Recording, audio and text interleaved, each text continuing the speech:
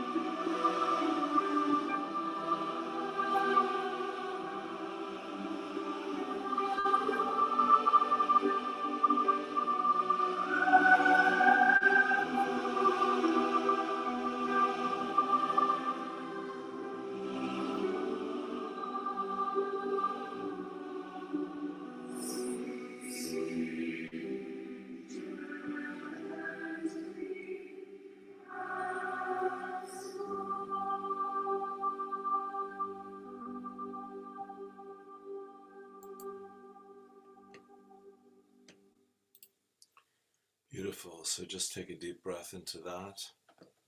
Thank you. Um, it's a powerful, powerful time, my friends. There's no doubt about it. And it's the yesterday was the 81st birthday of a man who has come roaring into my life and inspired me no end. And that is the amazing Chief Phil Lane Jr. And tonight I was listening to his interview on a podcast I'd never heard of before called Indigenous Ireland. And Chief Phil was on with James Desmond, I think is his name, and Ger Banks, who I met through Hands Across Cork, was singing his praises and saying that he was a former neighbor and all those wonderful things. So really happy to connect with the energy of all this. But again, it's about this incredible series of events that I'm blessed to have right here in my neighborhood, basically in West Cork, Ireland, where I've been living for 17 years now. And Chief Phil is bringing no less than 70 Indigenous teachers to Dripsey Castle for 3 days, July 18th through the 20th, and having an initiation event, basically an empowerment event called the World Peace Gathering, which he says this is not entertainment.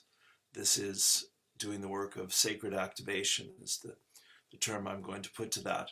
So I want to read you his message on his 81st winter, he calls it. And happy birthday to you, brother, and God bless you. And share some other messages here that feel all too relevant in terms of what's happening in America and globally, in terms of our awakening, healing, and growth. So thank you for being here. This probably will be about an hour, but we'll see how we go. See how I'm doing here on Zoom. Looking good. Okay, so where am I? Boom. Let's go here. Let's go here. Okay. There's Alex Utterman having a great time praying for us all and working for us all in India. So I think I might just start off with his message here because it is so powerful, and then share some other things as well. Here is the quote that lit me up from his message. Let me find it here.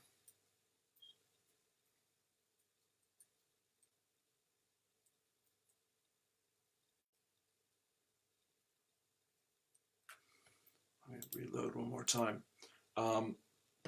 Yeah, once again, just throwing it all together live on air is my style. So, and now the fire is in our hands.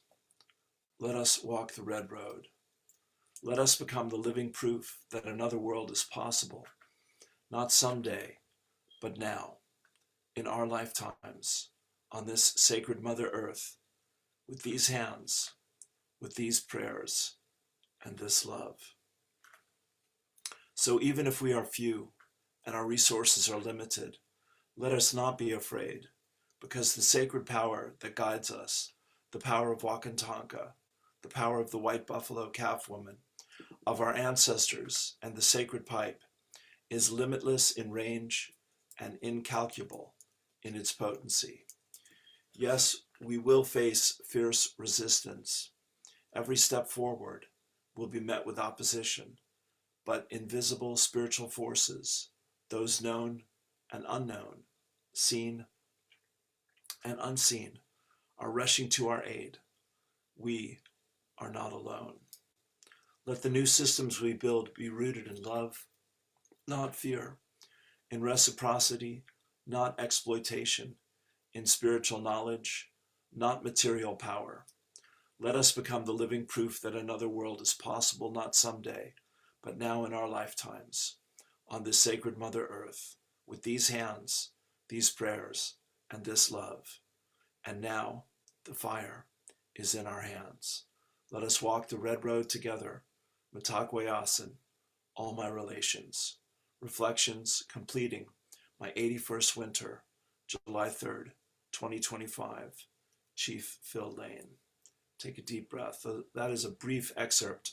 I'll read you the whole piece here before we finish. Charlie Chaplin, in his first talkie, was called The Great Dictator, and it was the speech at the end of the first talkie where he first spoke to the world. And of course, Chaplin was a living legend through his films as the Little Tramp. But this was his message for the ages, and I'm going to share it with you here and now. I think it's still is Divine Timing. Music by Hans Zimmer.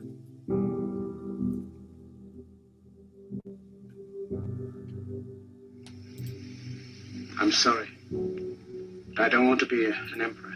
That's not my business. I don't want to rule or conquer anyone. I should like to help everyone if possible. Jew, Gentile, black man, white.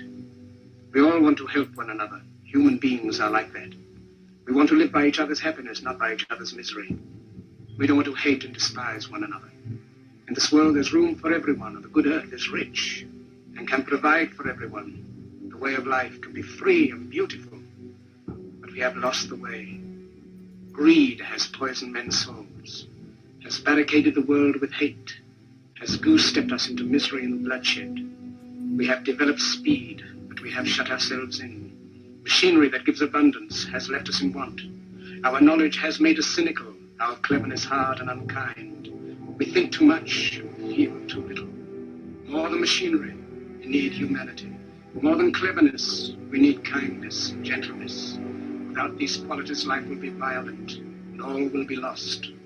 The aeroplane and the radio have brought us closer together. The very nature of these inventions cries out for the goodness of men, cries out for universal brotherhood, for the unity of us all. Even now, my voice is reaching millions throughout the world. Millions of despairing men, women, and little children, victims of a system that makes men torture and imprison innocent people. For those who can hear me, I say, do not despair. The misery that is now upon us is but the passing of greed, the bitterness of men who fear the way of human progress. The hate of men will pass, and dictators die, and the power they took from the people will return to the people. And so long as men die, liberty will never perish. Soldiers, don't give yourselves to brutes, men who despise you, enslave you, who regiment your lives, tell you what to do, what to think, or what to feel, who drill you, diet you, treat you like cattle, use you as cannon fodder. Don't give yourselves to these unnatural men, machine men with machine minds and machine hearts. You are not machines, you are not cattle, you are men. You have the love of humanity in your hearts. You don't hate, only the unloved hate, the unloved and the unnatural. Soldiers, don't fight for slavery, fight for liberty. In the 17th chapter of St. Luke it is written, the kingdom of God is within man, not one man nor a group of men, but in all men, in you. You, the people, have the power to create machines, the power to create happiness. You, the people, have the power to make this life free and beautiful, to make this life a wonderful adventure. Then in the name of democracy, let us use that power. Let us all unite. Let us fight for a new world, a decent world, that will give men a chance to work, that will give youth a future and old age a security. By the promise of these things, brutes have risen to power, but they lie. They do not fulfill that promise. They never will. Dictators free themselves, but they enslave the people.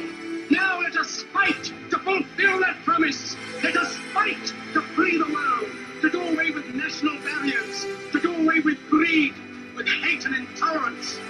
Let us fight for a world of reason, a world where science and progress will lead to all men's happiness.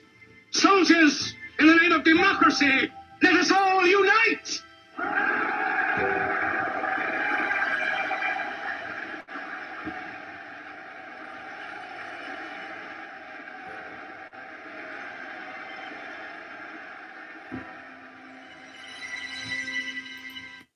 Okay, take a breath into that.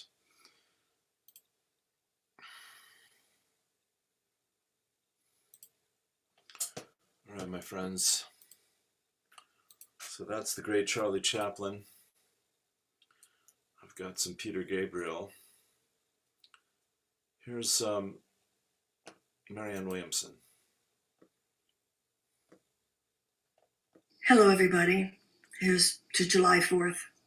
I can't really say happy July 4th because I think this is one of the saddest July 4ths in our nation's history. On this day, in 1776, well, the document had actually gone to the printer on July 2nd, but our founders decided to celebrate it July 4th officially, the signing of the Declaration. And with that, they made a public proclamation among themselves to the world that the United States was hereby separating itself from the despotism represented by the Mad King George in England. And there are four main principles of the Declaration of Independence. It's interesting because our second president, John Adams, said that he hoped that every July 4th, we would revisit the first principles of the United States, every generation after generation. And so much of what we're going through right now is because we have not kept the story alive in our hearts. We have not taught enough of the true principles of the story of the United States to our children and so forth. It's time to reclaim them in the deepest way, and I'll have more to say about that. The four main principles of the Declaration, we learned these things in the 7th grade, or we don't remember, or we didn't, whatever. It's important to remember them now. We find these truths to be self-evident, of course, that all men are created equal. That was radical in 1776, and it's radical today. It's radical to say that all men are endowed by their Creator with the inalienable rights of life, liberty, and the pursuit of happiness. And then it goes on to say that the only reason governments are instituted, it says governments are instituted to secure those rights. That's why government exists, to secure those rights, not to limit them, not to compromise them, to secure them. And that if in any way the government is not doing its job, it is the right of the people to alter it or to abolish it. All that's very radical. And today, on July 4th, if we are to truly revisit the principles of the Declaration of Independence, to celebrate all that came after it, of course, with the signing of the Constitution. You know, it's interesting because there are two main documents, of course, the Declaration and the Constitution. The Declaration was separating ourselves from England, and the Constitution was to say, not only are we not going to be them, this is what we are going to be. And so the Constitution was written as a way to secure our ability to secure our freedom. The reason this is not a happy July 4th is because our governments and our Constitution are literally under assault as we speak. This is not, you know, the people who take an oath to serve the Constitution, whether it's our elected leaders, whether it's our any governmental personnel, military, otherwise, they take an oath to protect the Constitution from all enemies, foreign and domestic. And we have forces domestically, which are deeply empowered at this time and are actively at work. We've reached, you know, we're beyond the point of our democracy is threatened. We are at a point actually where the pillars are crumbling in front of our eyes, not only because of the overreach of our president, who obviously, even though he's got the copy of the Declaration of Independence in the Oval Office, clearly when he was asked by a reporter, what does it mean to you? It was so clear he's never read it. He said, it's about unity, it's about love. Excuse me, no, it's about the things I said, that all men are created equal, that governments are instituted to secure the rights of life, liberty, and the pursuit of happiness, and that if the government's not doing that, it is our right, the right of the people to alter it or to abolish it. Right now, there's not only this extraordinary, not only overreach, it's beyond overreach on the part of our president, it's the playbook of Viktor Orban, who visited Mar-a-Lago between the election and the inauguration. It's his playbook. He is the man who basically decimated democracy in Hungary. He calls it an illiberal democracy, and he is now a dictator. And that's basically, we are now at the beginning phases of authoritarian rule in the United States. Unbelievably, not only has the Congress itself given up, it's, you know, the reason we have the three co-equal branches is to protect our freedom. So there cannot be this overreach for reasons that I'm sure people will be analyzing for many, many years. Congress has just abdicated its responsibility to counter overreach by the president. And now in ways that are truly unbelievable, the John Roberts Supreme Court has done the same thing. So somebody said to me the other day, we were talking about what America's going through today, and a friend of mine said, you can either cry or you can laugh. And he said, I guess we should laugh. I said, I don't think we should laugh. I think we should cry. And I think that part of what we're crying about is the fact that if we hadn't been so distracted, if we hadn't been so lacking in critical thought, if we hadn't been so willing to have this codependent relationship with whichever political party we thought, oh, they'll handle it, we would not be in this mess. And from a developmental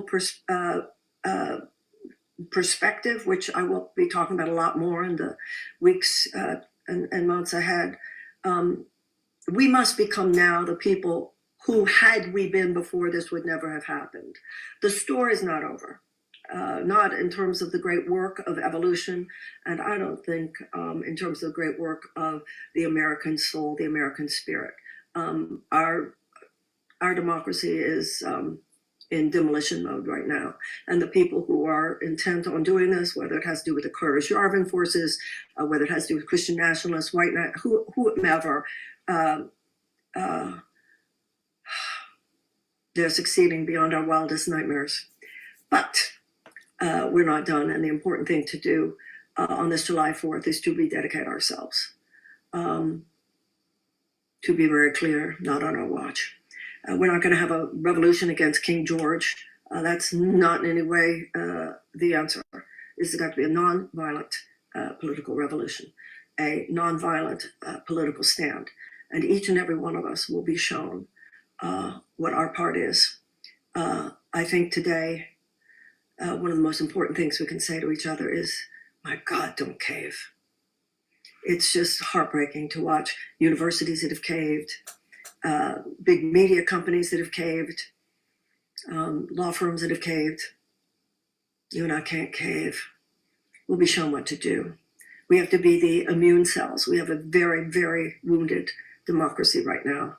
Some would say mortally wounded. I think of it as on life support, and people do sometimes come off life support. It's in a coma, but people come out of comas.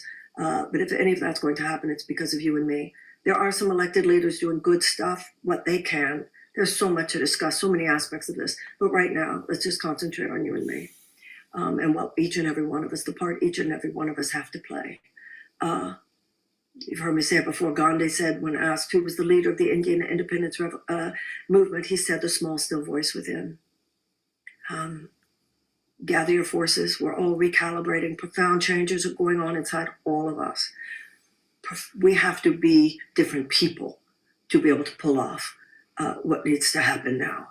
We have to be emotionally sober, intellectually rigorous, courageous, brave. We have to fall in love. We have to fall in love with the America at its best. Generations before us, which have stood up to forces of oppression. Don't just identify, too many people just identify the problems in our past, identify with the problem solvers, identify with the women suffragists, identify with the early American revolutionaries, identify with the abolitionists, identify with the early labor organizers. Let's not be the first ones to wimp out and just let it happen. It's our turn now. And in its own way, you align yourself with that kind of thinking, and it is a happy July 4th for all the right reasons. God bless. I'll have a lot to say, but not today. Okay, my friends, the great Marianne. The cometh the man, cometh the time, or the woman. And we are being called. There's another dear brother, Anthony Walking Crow. He says, as love and I unfolded, I became a storyteller. I can relate to that. Carla Bass, she says, let's drench our beautiful earth with unconditional love so that every one of her citizens experiences peace.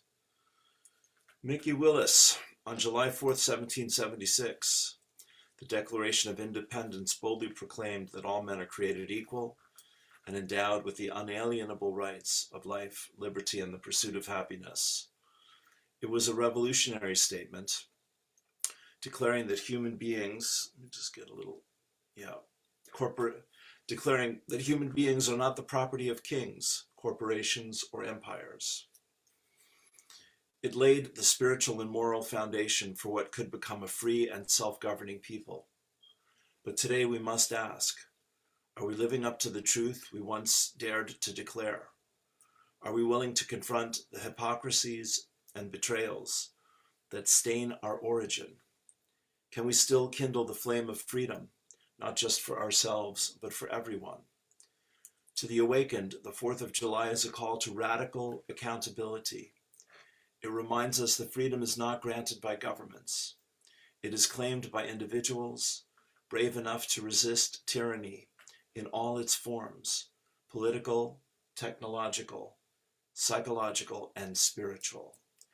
It is the soul's rebellion against domination, a reminder that liberty is not the right to do whatever we want, but the power to live fully, courageously, and honorably.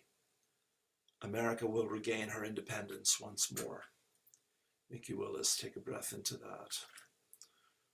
All right, I've got Chief Phil here.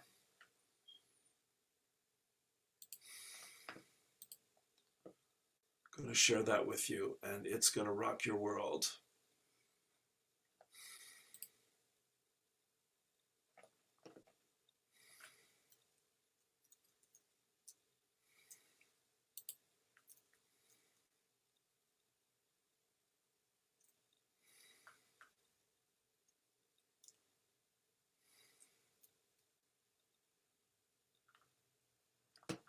Let's do that. Okay. You ready? The sacred path of generosity and the unfolding of unitary consciousness. Chief Phil Lane, Jr. In honor of my ancestors, on the morning of my 81st winter count, July 3rd, 2025.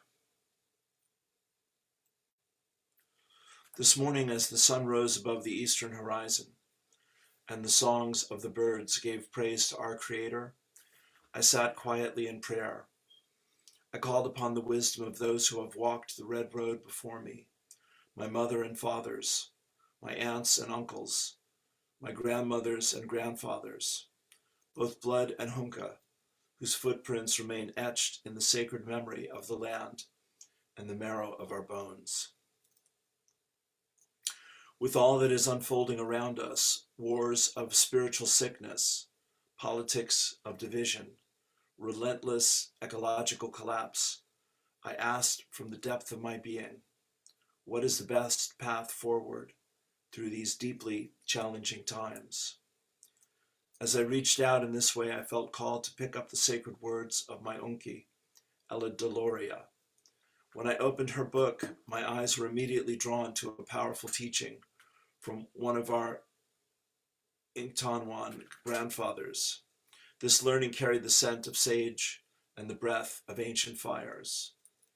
She says, quote, "My children, never skimp. Give adequately in a manner worthy of yourselves or not at all. Give abundantly and with glorious abandon. Pity the cowards who give half, holding back, timid for their private security, because they do not put their faith in the people, but in mere chattel, in the endless process of giving that is bound to be so." Throughout the morning and afternoon, I kept this teaching in my heart and mind, turning it over and over. Its meaning is not only timeless, but it is also urgently relevant. This is the way of our people, the Incan-Tanwan Dakota, and indeed many indigenous nations throughout the Americas and Mother Earth. My mother and father lived this teaching not just in words, but in every breath and every gesture. No one ever came to our home without receiving a warm welcome, a hot cup of coffee or herbal tea, and always a good meal. Even if there was little, there was always enough. And you were always taught, never turn down a gift of food or water, except with gratitude, even if you have eaten 5 times before. It is the spirit of giving and receiving that matters most. And I have seen my indigenous brothers and sisters practice this completely. In our ways, generosity is not weakness. It is sacred strength. It is a form of spiritual power, rooted in trust, not in possessions or property, but in the unseen laws of reciprocity and the spiritual economy of Wakantanka, the great mystery. This is Wokajan, the spiritual act of giving without calculation, without seeking return, with confidence that what flows out with love will return with abundance when the time is right. This is not just a moral code. It is a law of the universe, older than empires, deeper than money, and more enduring than any human-made system. It is a sacred spiritual law. And this, my beloved relatives, stands in direct contrast to the dark systems that have dominated this era of human history. These systems, capitalism, colonialism, nationalism, and communism, were not born from the womb of Mother Earth, and they have no spiritual foundation. They were forged from the cold machinery of control, greed, and fear, and the belief that materialism, depending on how it is approached, is the source of true joy and happiness. They measure life by what can be extracted, bought, or sold. They see land not as sacred, but as property. They measure success not by the health of the community, but by the accumulation of individual wealth. And yet these systems are unraveling. Their days are numbered, not because of any violent revolution, but because they are not in harmony with the laws of life. They are not rooted in Woyute, the nourishing truth. They are not guided in Waksepe, sacred wisdom, nor do they embody Wuhitika, courage, or Wawachantanganaka, generosity of the heart. They crumble because they have no roots in the spirit. These systems divide and conquer.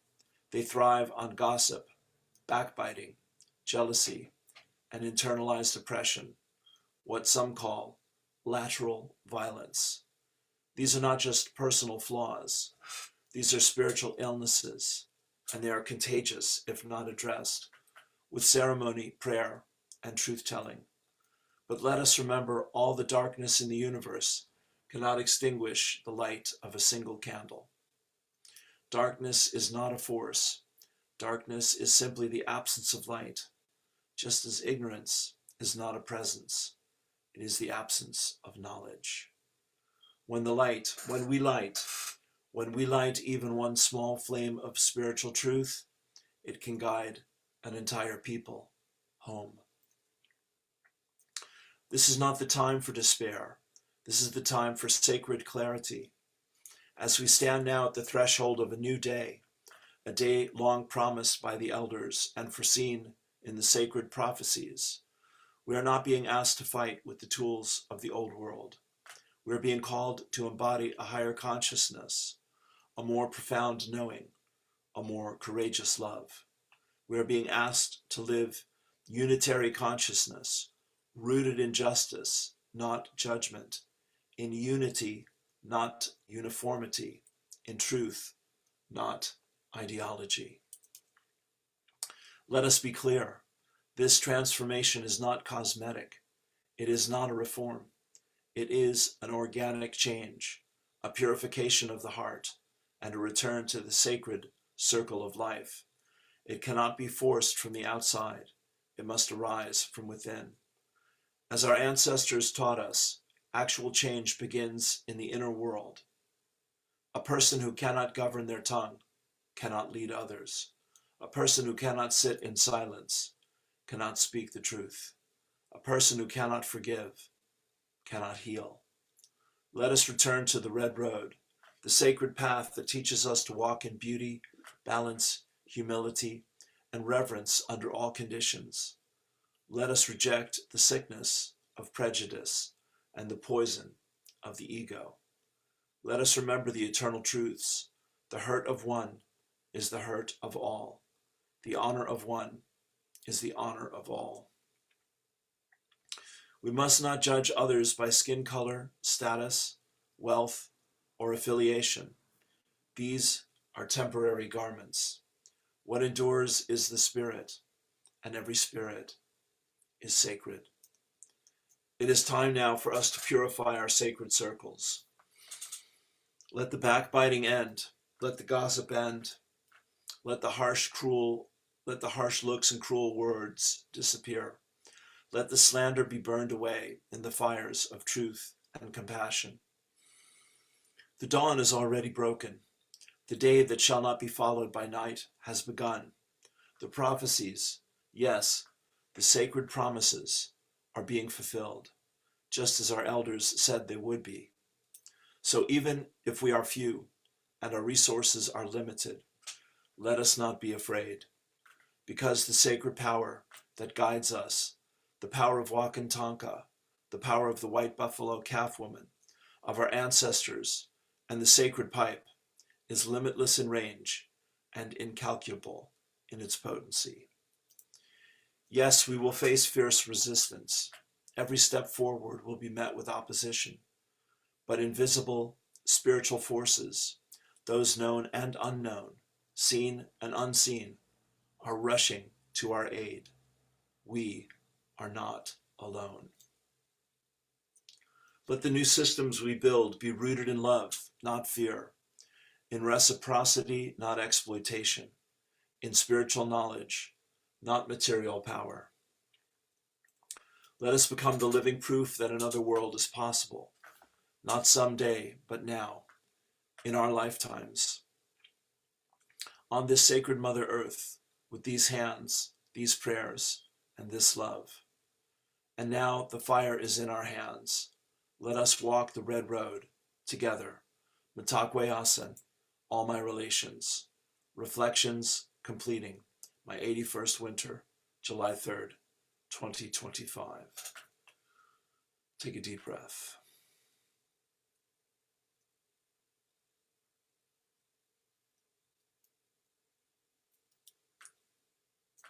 Okay, I want to give you the meditation that came through me last night in DVL's group, Hands of Light.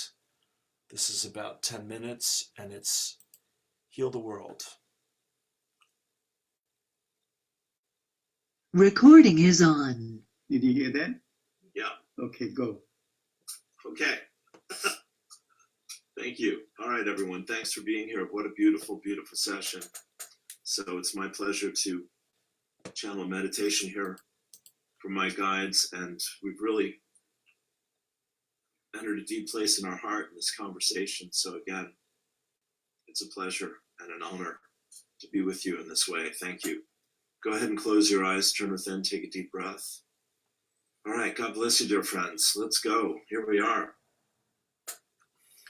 Imagine 7 stars spiral down through time and space, touch the crown of your head, take a nice deep breath. Relax and release, relax and release. Relax and release. Let the energies of soul and spirit of higher self flow down through the crown, third eye, throat, and heart chakra. Take a breath into that. You're opening, you're softening, you're deepening. Relax, relax, relax. Going down the will center, the navel, the sacral, the root. Another deep, good breath. Opening, expanding, releasing, and relaxing. Down the hips, legs, feet. Like a waterfall of light, flowing above, flowing through you, flowing down into Mother Earth, down, down, down, down, down. Letting your energy go all the way down to the core of Mother Earth, to the center of this beautiful world. Take another deep breath. And feel safe, loved, and supported, and know that you are surrounded and guided, infused and empowered through the energies of love and light. And that this truly is your moment of awakening, remembering, and realizing that love and light are your true nature, your true essence. That love and light, the love and light of all that is working in, through, and as your very life, even as we speak these words. And as you allow yourself to expand and to open, so your heart, your mind, your body, your spirit, all come together in a place of weaving a stronger sense of knowingness and understanding. That your physical form is a representative, a placeholder, an avatar, God bless you indeed, dear friends, of an infinite and expanded consciousness, higher self and soul and spirit. The energies of consciously knowing your spiritual nature and of consciously living for spiritual truth, letting love and care and concern, forgiveness, compassion, mercy, humility, vulnerability, courage, generosity. Be the order of the day in your new vibration, in your new intention, in your new expansion into the love intelligence which governs the universe. That you are a conscious and joyous co-creator, and that you are stepping into the truth that sets you free. Take a deep breath. Dear ones in your world, there are individuals and there are situations that from time to time, every day, draw your thoughts and attention. Where there are conflicts and there are difficulties, there may be pain and fear, there may be sickness and death, dear friends. There may be great drama and great fear around that drama.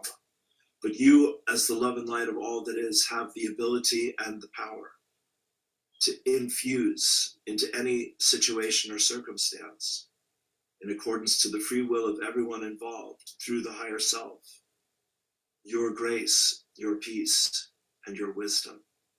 You can call forth into this earth and into these situations the I am presence of everyone involved, and know that Almighty God, God, Goddess, all that is guiding you and working with you and through you. You as a representative of all of humanity, inseparable and indivisible.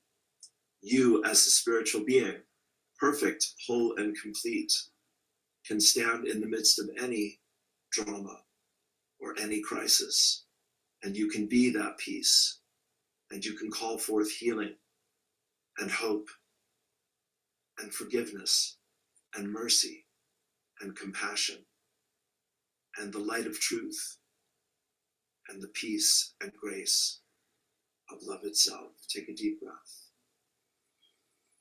Imagine that throughout the earth, that love and that light, which is your true nature, is rising like a fountain of light throughout this earth, even now as we speak.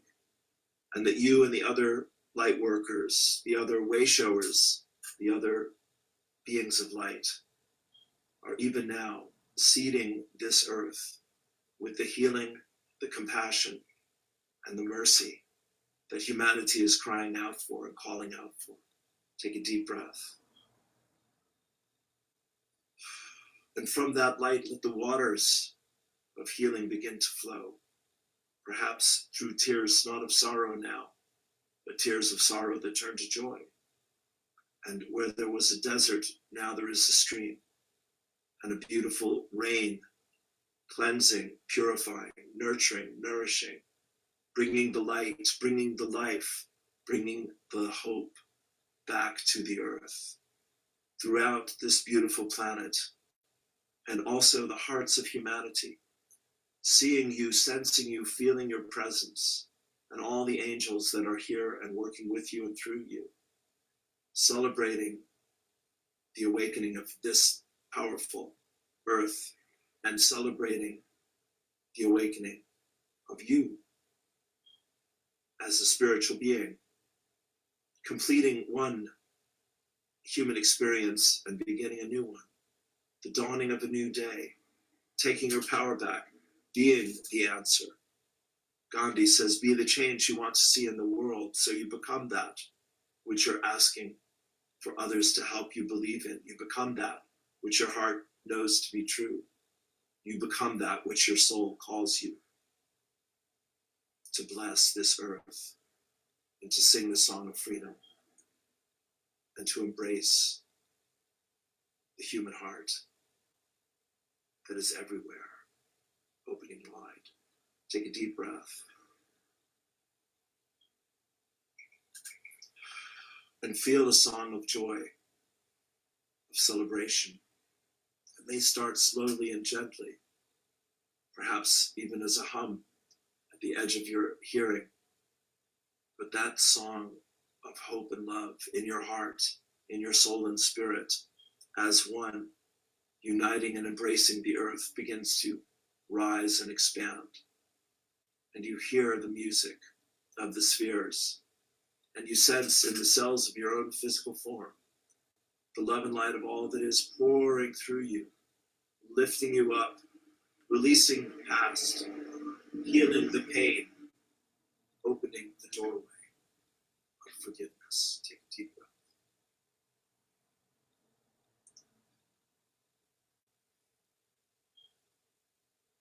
you find yourself coming gently and easily back to the idea of your physical form, but with a new sense of light, of love, and of grace. And you say yes of your own free will to being a space for grace in your heart, in your body, in your mind, in your life, in your world. Take a deep breath.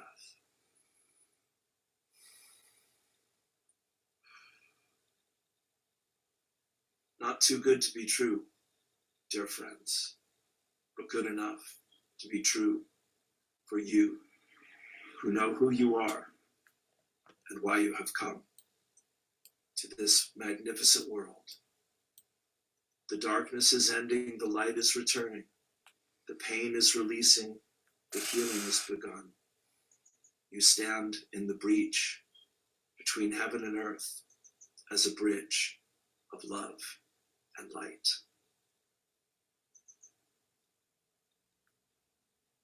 We give thanks for you, for your wisdom and courage, for your love and your kindness, for your humility and integrity, for your vulnerability, and dear ones, for a wonderful sense of humor, which will serve you mightily in this time of awakening, healing, and growth.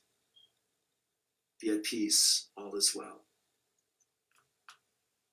As you come back to yourself, bless your body, your life, your home, your family, your friends, your neighbors, your colleagues, everyone in your story.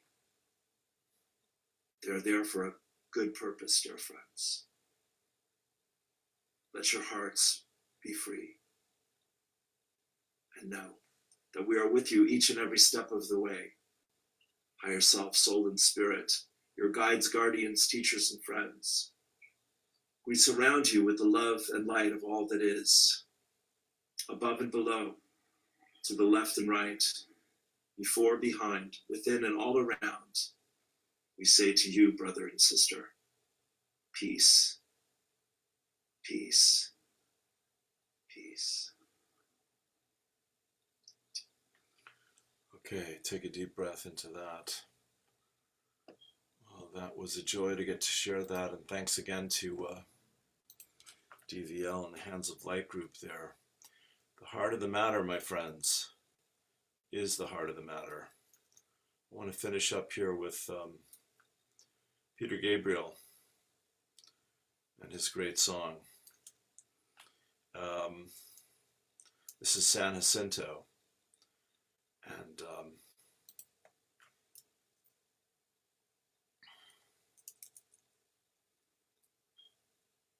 I think you'll enjoy it. Peace and blessings. Here we go.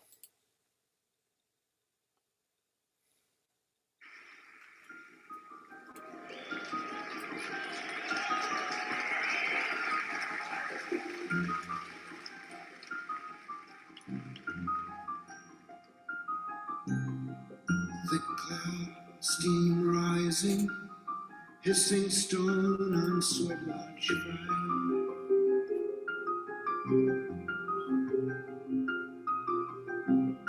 Around me, buffalo road, sage and bundle, rebel skin.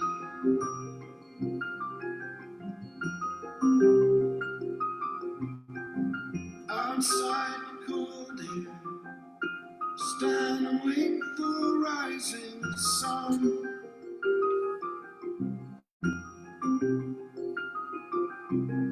Red paint, eagle feathers, coyote calling, it has begun.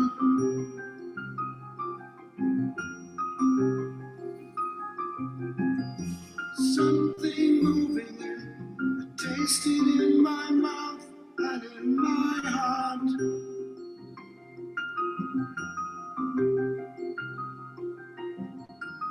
Feels like dying slow.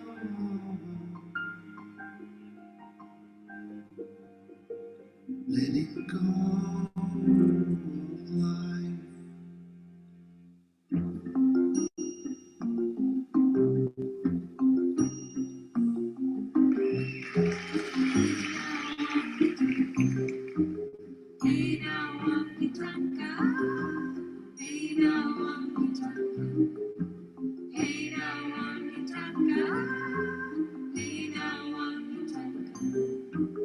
Medicine man lead me up through town. Indian ground so far down.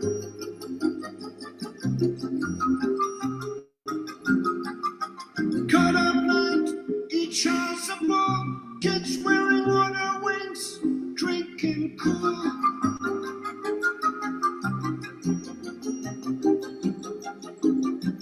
Follow dry river, watch scouts and guides make our signs.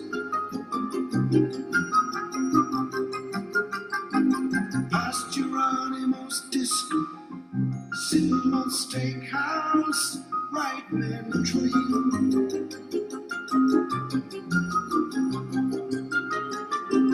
Riding in the old man Saxon, like a mountain top, keep climbing up.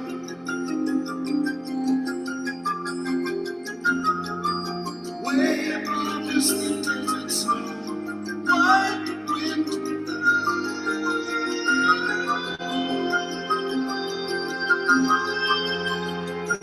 Hold the line of strength that pulls me through the fear. Sign of Central, hold the line. Sign of Central, poison by the darkness, take my sign. I hold the line, and the tears roll down my swollen cheek. Think I'm losing it, getting weaker. Hold the line,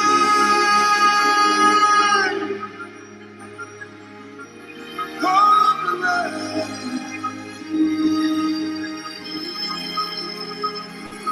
Sun and Central, yellow eagle flies down from the sun, from the sun.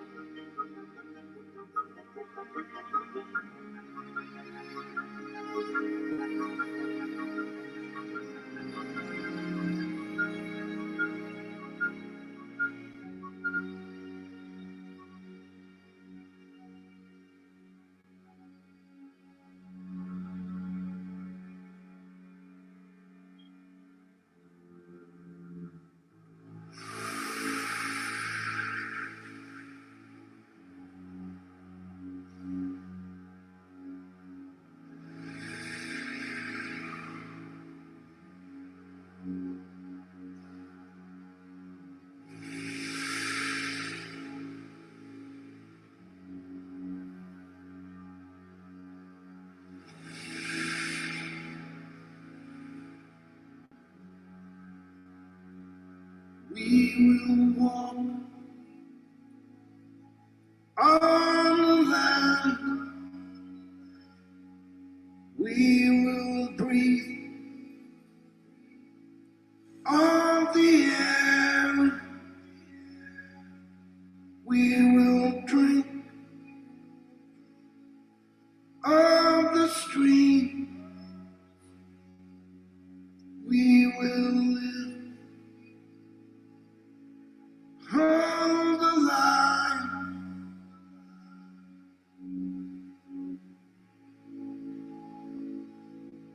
Hold the line.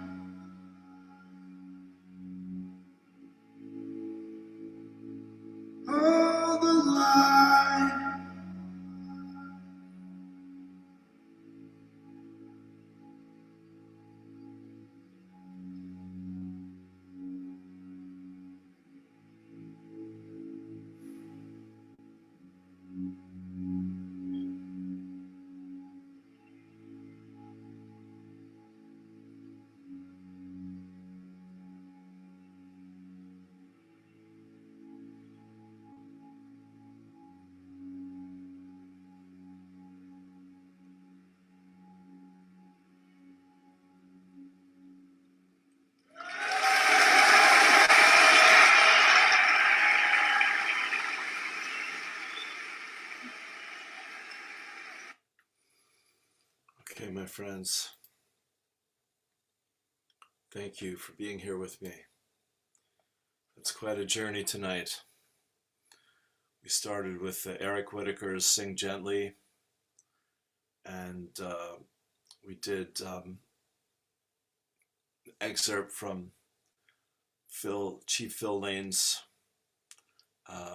message on his 81st birthday, and we did Marianne Williamson and Charlie Chaplin from The Great Dictator, and Marianne's statement for today, July 4th, 2025. And Chief Phil's whole statement. And then my channeling, Heal the World, from last night. And Peter Gabriel, San Jacinto.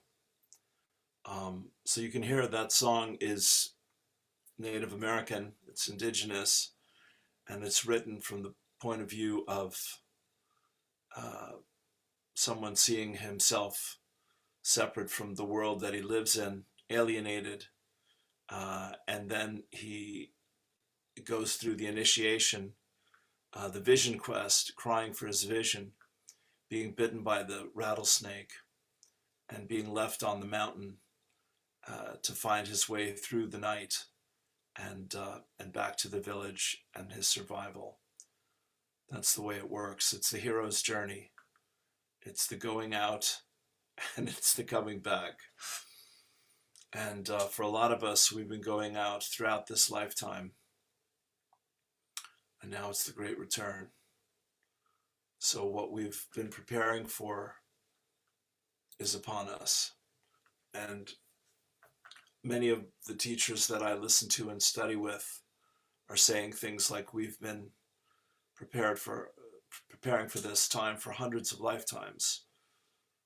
I don't know, honestly, but I do know this, that the times, they are changing, that things are shifting quickly, and what we can do to help the world have hope and courage and vision and inspiration and generosity and love and truth and honesty and integrity. We need to do those things. And where we get stuck, and we all get stuck, my friends, we need to learn to ask for help. And the path from my guides is, this is a time of awakening, healing, and growth. And as we learn to listen to, trust, and follow, we can shift from belief to understanding to knowing. And it is our knowing the truth that sets us free. Thank you for being here. Peace and blessings, all my love. Namaste. Peace.